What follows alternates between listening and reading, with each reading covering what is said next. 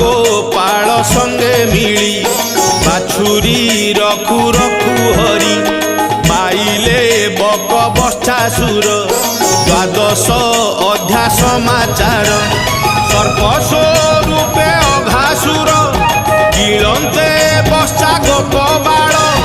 श्रीकृष्ण कले तार बध त्रयोदश संवाद कृष्ण वन्य भोजी बेले